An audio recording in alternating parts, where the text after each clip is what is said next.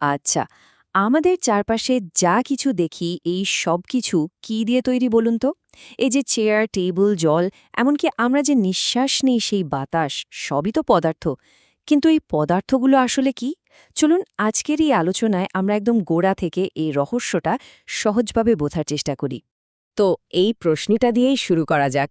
আচ্ছা, ভাবুন তো একবার, এই যে এত কিছু, চেয়ার, জল, বাতাস, এগুলোকে যদি আমরা ভাঙতে ভাঙতে একদম ক্ষুদ্রতম পর্যায়ে চলে যাই, তাহলে শেষে গিয়ে ঠিক কি পাব? চলুন এই দারুণ রহস্যের গভীরে ঢোকা যাক। আমরা পুরো ব্যাপারটা কয়েকটা ধাপে বুঝব। প্রথমে দেখব সবচেয়ে সরল পদার্থ, মানে মৌল কি জিনিস।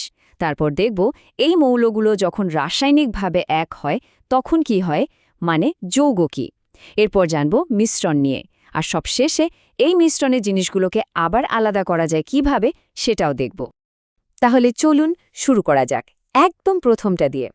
পদার্থের সবচেয়ে বেসিক বা মূল যে রূপটা, যেটাকে আমরা বলি মৌল বা মৌলিক পদার্থ। দেখুন, মৌল হলো এমন একটা বিশুদ্ধ পদার্থ যেটাকে ভাঙলে ওই পদার্থ ছাড়া আর কিচ্ছু পাওয়া যায় না। মানে এটা একদম পিওর। যেমন ধরুন সোনা। একটা সোনার বারকে আপনি যতই ভাঙতে থাকেন না কেন, শেষ পর্যন্ত সোনার কণা বা পরমাণুই পাবেন, অন্য কিছু না। এটাই হলো মৌলের আসল আইডিয়া। এই ছবিটা দেখলে বিষয়টা একদম পরিষ্কার হয়ে যাবে। এখানে দেখুন, অক্সিজেন অণুটা দুটো একই রকম অক্সিজেন পরমাণু দিয়ে তৈরি। আবার পাশের তামার টুকরোটার দিকে তাকান, সেখানে শুধু তামার পরমাণুই পরপর সাজানো আছে। দুটোরই কিন্তু একদম খাঁটি মৌল। আচ্ছা, এবার একটা খুবই মজার জিনিস দেখি চলুন। একদিকে ভাবুন তো হীরের কথা, কি ভীষণ শক্ত, চকচকে আর স্বচ্ছ।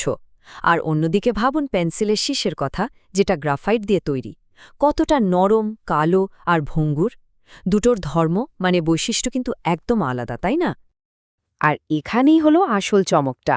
বিশ্বাস করবেন, এই দুটো একদম ভিন্ন জিনিস, মানে হীরে আর গ্রাফাইট দুটোই আসলে একই মৌল দিয়ে তৈরি।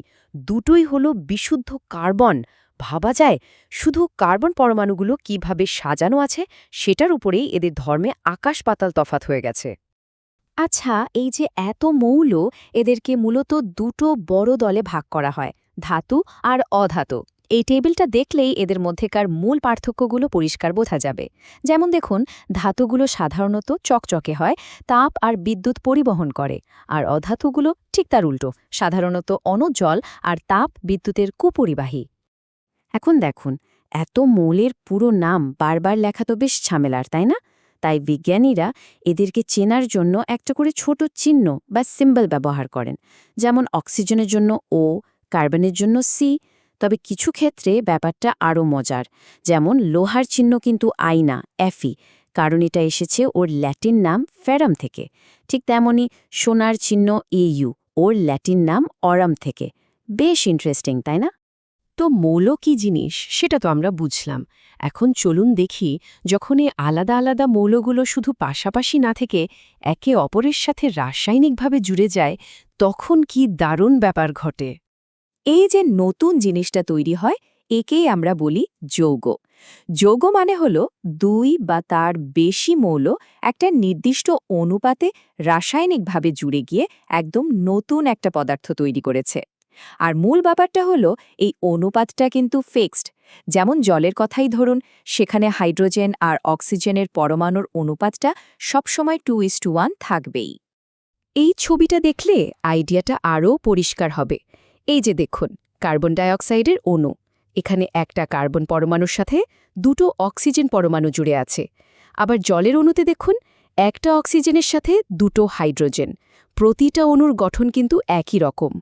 যৌগের ধর্ম যে কতটা পাল্টে যেতে পারে তার সবচেয়ে সেরা উদাহরণ হলো আমাদের অতি পরিচিত জল। একটু ভেবে দেখুন তো, জল কি দিয়ে তৈরি? হাইড্রোজেন আর অক্সিজেন। এখন হাইড্রোজেন গ্যাস নিজে কিন্তু দাহ্য, মানে ওটা নিজে জ্বলে। আর অক্সিজেন ওটা অন্যকে জ্বলতে সাহায্য করে। কিন্তু কি আশ্চর্য ব্যাপার দেখুন, এই দুটো গ্যাস যখন একে অপরের সাথে মিলেমিশে জল তৈরি করে, সেই জল কি করে? আগুন নেভায়। মানে যে দুটো জিনিস আগুন জ্বালায় বা জ্বালাতে সাহায্য করে, তারা একসাথে হয়ে আগুন নেভানোর কাজ করছে। এর থেকে দারুণ উদাহরণ আর কি হতে পারে? তাহলে এখান থেকে সবচেয়ে বড় যে বিষয়টা আমাদের মাথায় রাখতে হবে সেটা হলো যৌগ একটা সম্পূর্ণ নতুন পদার্থ। এর ধর্ম, এর বৈশিষ্ট্য, একে যারা তৈরি করেছে সেই মৌলগুলোর থেকে একদম আলাদা হয়। আর এটাই কিন্তু পরে আমরা দেখব যৌগ আর মিশ্রণের মধ্যে সবচেয়ে বড় পার্থক্য। আচ্ছা, মৌল বুঝলাম, যৌগ বুঝলাম। এবার চলুন আমাদের ৩ নম্বর টপিকে যাই, যেটা হলো মিশ্রণ। এখানেও একাধিক জিনিস একসাথে থাকে, কিন্তু ব্যাপারটা একটু অন্যরকম। এই ছবিটা দেখুন একবার, পার্থক্যটা কি সুন্দরভাবে বোঝানো হয়েছে।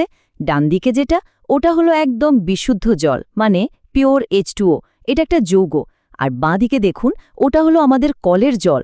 ওখানে জলের অণুর সাথে আরও অনেক কিছু, যেমন খনিজ লবণ, মিশে আছে। তাই ওটা হলো একটা মিশ্রণ।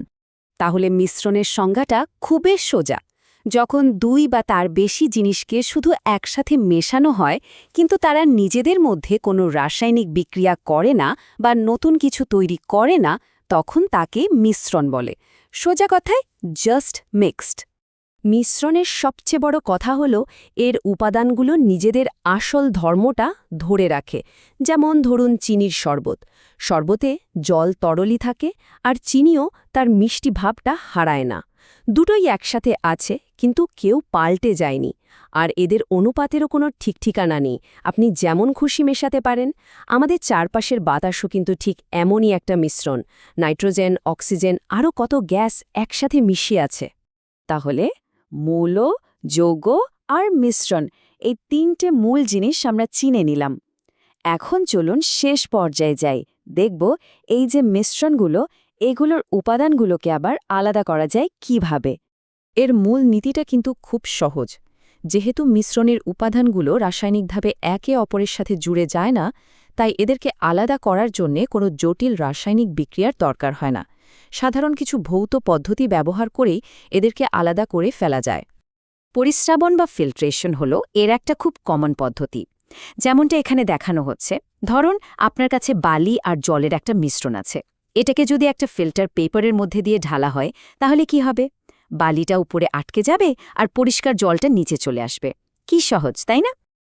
পরিস্রাবণ তো গেল একটা উপায়। এরকম আরও অনেক পদ্ধতি আছে। যেমন ধরুন বাষ্পীভবন। সমুদ্রের জল থেকে নুন তৈরি করা হয় কিন্তু এই পদ্ধতিতেই। জল ফুটিয়ে বাষ্প করে উড়িয়ে দেয়া হয় আর নুনটা পড়ে থাকে। আবার ধরুন বালির সাথে যদি লোহার গুঁড়ো মিশে যায়, তাহলে কি করবেন?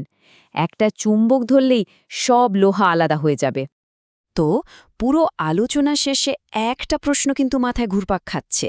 আমরা যে বাতাসটা নিচ্ছি, যে জলটা খাচ্ছি, তার প্রায় সব কিছুই যদি মিশ্রণ হয়, তাহলে একটু ভেবে বলুন তো, আমাদের প্রতিদিনের জীবনে আমরা আসলে কটা একদম বিশুদ্ধ পদার্থ, মানে মৌল বা যৌগের সংস্পর্শে আসি? উত্তরটা কিন্তু বেশ চমকে দেওয়ার মতো হতে পারে।